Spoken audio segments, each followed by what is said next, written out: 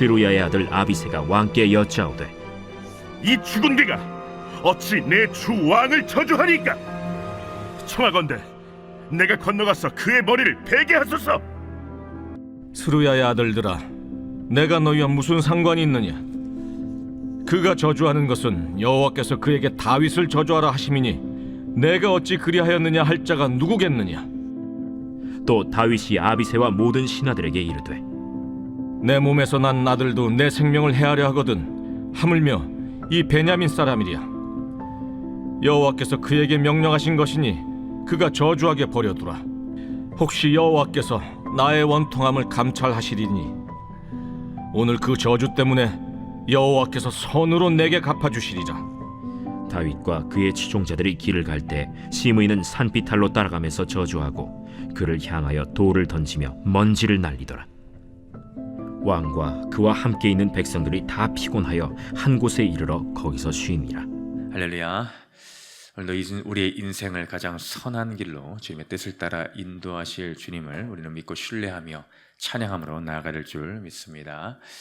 오늘 말씀의 본문은 다윗이 피난 중에 시므이의 저주를 받는 그 내용이 어제부터 이어지고 있습니다. 아비새가 시므이를 죽이려고 하자 다윗은 이를 만류하며 하나님이 명령하신 일로 받아들이고 하나님의 자비를 오히려 구하며 시므이의 계속된 도발 속에서도 묵묵히 자신의 갈 길을 가는 인내의 모습을 잘 담아내고 있습니다. 오늘 말씀을 통하여 또한 오늘도 두 가지로 보도록 합니다. 첫 번째는 상처와 모욕을 하나님의 주권 아래에서 해석을 해야 된다는 것입니다. 상처와 모욕을 하나님의 주권 아래에서 해석해야 된다. 다윗은 지금 인생에서 가장 비참한 순간을 지나가고 있습니다. 아들 압살롬에게 배신을 당해 맨발로 울며 도망치던 중 사울 가문에 시므이가 나타나 돌을 던지며 피를 흘리는 자여 가거라 가거라 하고 저주를 한 장면을 어제 우리 함께 보았죠. 그에 이어서 오늘 내용이 이어지는 것입니다. 이때 그 모든 내용을 들은 다윗의 사촌이자 맹장이었던 아비새가 분노하면서 말합니다. 9절에 이 죽은 개가 어찌 내 주 왕을 저주하리이까 라면서 그의 머리를 당장에 베겠다 라고 발벗고 나서죠. 군사적으로나 인간적으로나 아비새의 이 말은 아주 당연해 보이는 처사로 보입니다. 그러나 이때 다윗이 보인 반응은 참 놀라운 것이 아닐 수 없습니다. 10절에 보니 여호와께서 그에게 다윗을 저주하라 하심이니 라고 말하죠. 다윗은 시므이의 악한 감정과 조롱 뒤에 계신 하나님의 거대한 손길을 보았습니다. 그는 이 저주를 단순한 인간의 공격이 아니라 과거 자신이 범한 죄에 대한 하나님의 징계이자 영적인 훈련으로서 받아들였습니다.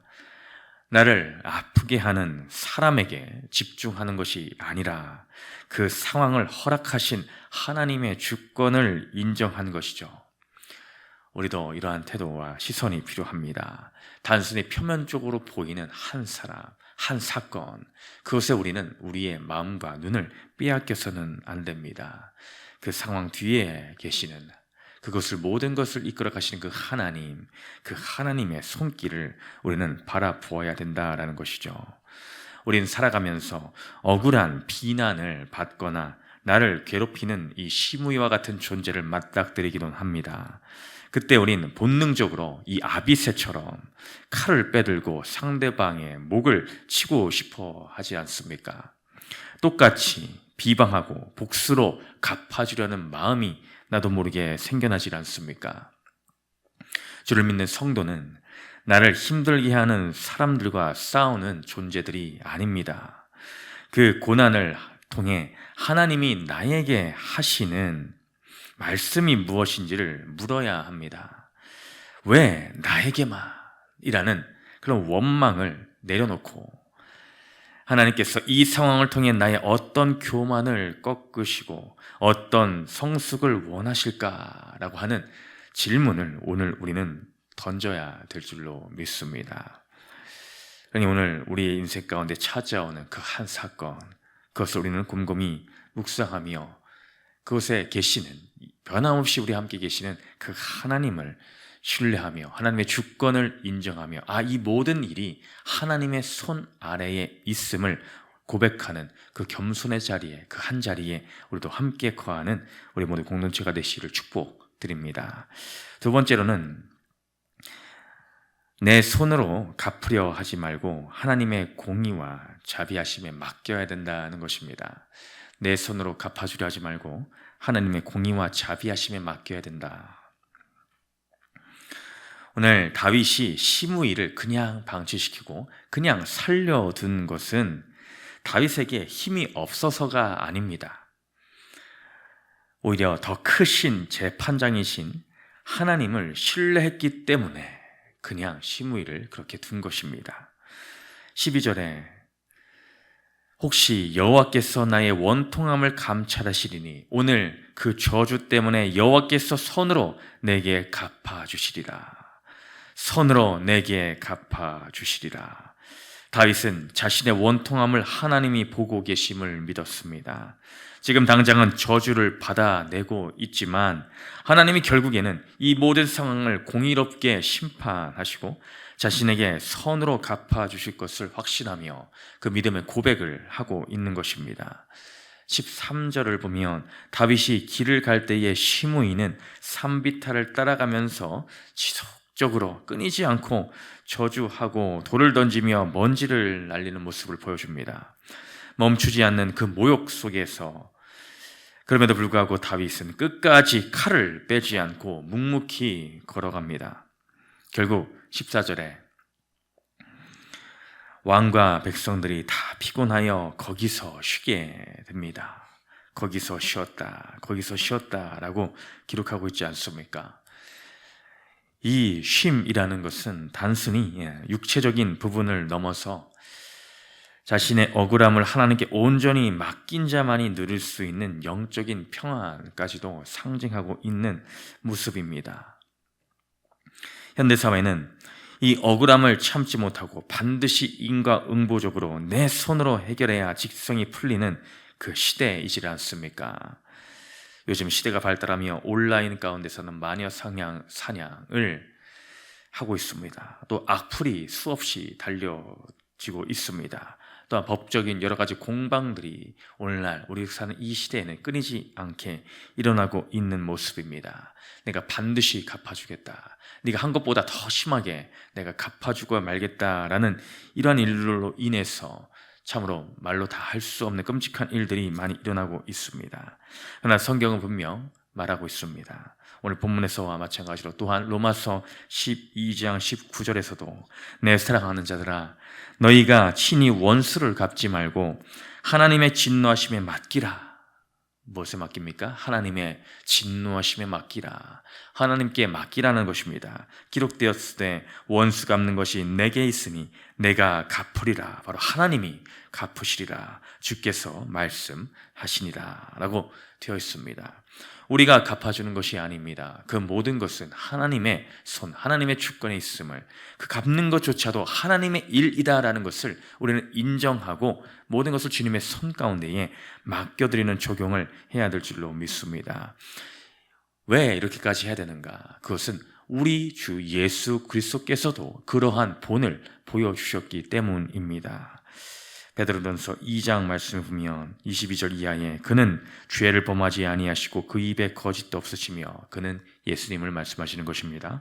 욕을 당하시되 맞대어 욕하지 아니하시고 고난을 당하시되 위협하지 아니하시고 오직 공의로 심판하시는 이에게 부탁하시며 예수님조차도 그 모든 고난 가운데 있으실 그때에 맞대어 욕하지 아니하셨으며 위협하지 아니하시고 오직 공의로 심판하시는 이 바로 하나님 아버지에게 그 모든 것을 위탁하셨다라고 예수님도 그렇게 하셨다라고 기록되어 있습니다. 그러니 주님을 고백하는 주님의 자녀된 우리의 자세, 우리의 삶도 이처럼 예수님과 같이 모든 것을 내가 갚는 것이 아니라 하나님의 손에 의탁하고 하나님의 손에 맡겨드리는 그 적용의 자리에 우리도 함께 거해야 될 줄로 믿습니다.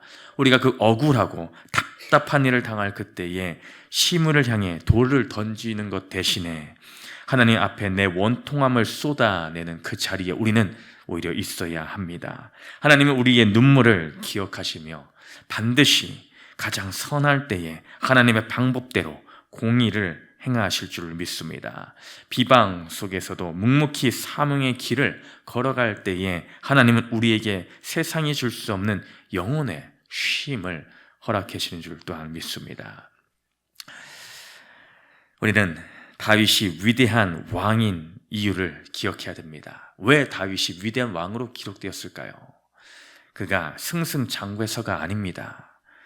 오히려 그는 인생의 가장 바닥이라는 이러한 순간들 가운데에 보여준 신앙의 품격 때문입니다. 그는 칼을 쓸 힘이 있었지만 하나님의 주권 앞에 그 힘을 통제하였습니다. 오늘 나를 아프게 하는 시므의 돌이 있으십니까? 아비새처럼 분노의 칼을 뽑지 맙시다. 그 너머에 계신 하나님의 손길을 바라보며 나를 돌아보고 공의로우신 하나님께 모든 판단을 맡깁시다. 그럴 때 주님은 우리의 원통함을 선으로 바꾸시며 참된 평안의 자리로 오늘도 우리를 인도해 줄 능력의 주님이심을 오늘도 믿으며 나아가는 그 자리에 함께 서가는 우리 세비 공동체가 되기를 주님의 이름으로 축복을 드립니다. 세 번째 질문 읽고 마치겠습니다.